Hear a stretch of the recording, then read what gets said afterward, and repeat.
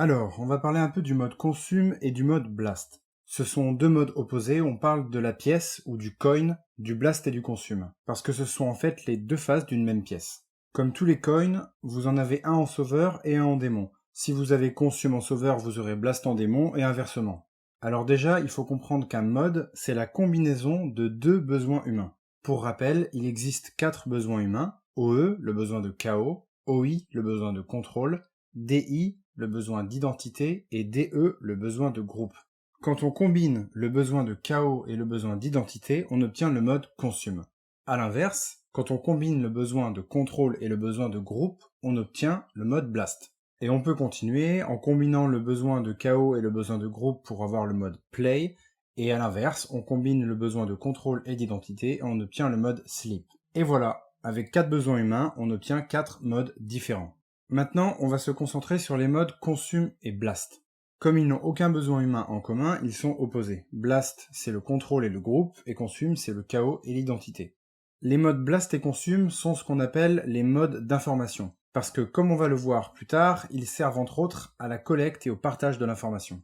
Alors, le mode consume, c'est amasser pour soi. On combine le besoin de chaos, c'est-à-dire l'attrait envers la nouveauté, ce qui nous pousse à récolter de nouvelles informations ou des nouvelles expériences, souvent au hasard, et le besoin d'identité, car on le fait pour soi-même, c'est-à-dire parce que c'est quelque chose qui nous intéresse, qu'on aime ou dont on a besoin.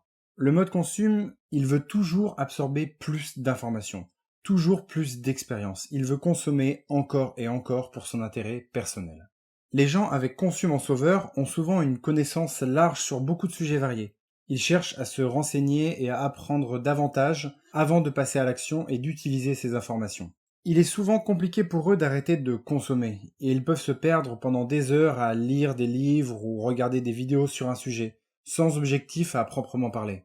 Et comme ils ont blast en démon, ils peuvent avoir cette sensation de ne pas avoir suffisamment d'informations pour commencer, de ne jamais être prêts, et de rester bloqués dans un perfectionnisme sans jamais rien produire. Pour eux, le passage à l'action et la communication sont vraiment difficiles.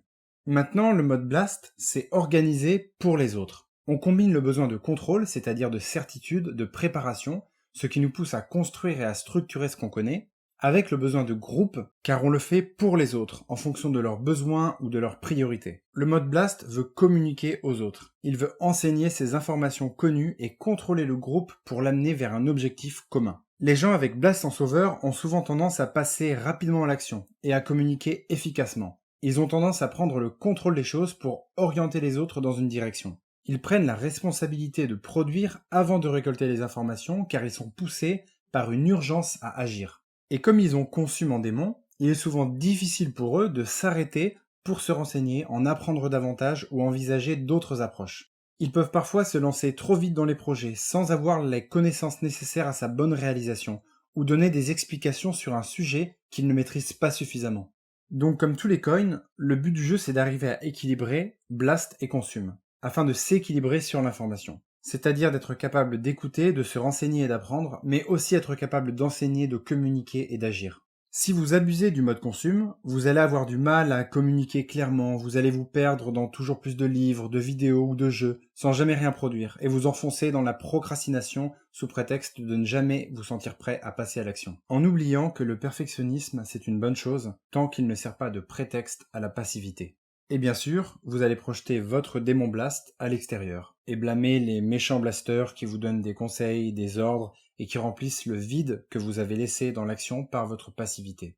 Par contre, si vous abusez du mode blast, vous aurez du mal à écouter réellement. Vous allez vous lancer dans des projets et produire des résultats de mauvaise qualité parce que vous ignorez trop de choses sur le sujet.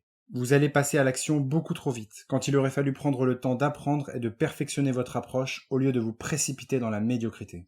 Enfin, vous allez donner des leçons sur des choses que vous ignorez, et projeter votre démon consume vers l'extérieur, en blâmant les gens avec consume en sauveur qui ne font rien et qui n'écoutent pas les conseils peu avisés que vous n'appliquez même pas à vous-même. Donc vous l'avez compris, il n'y a pas de meilleur entre le blast et le consume, c'est les deux faces d'une pièce qu'il faut essayer d'équilibrer.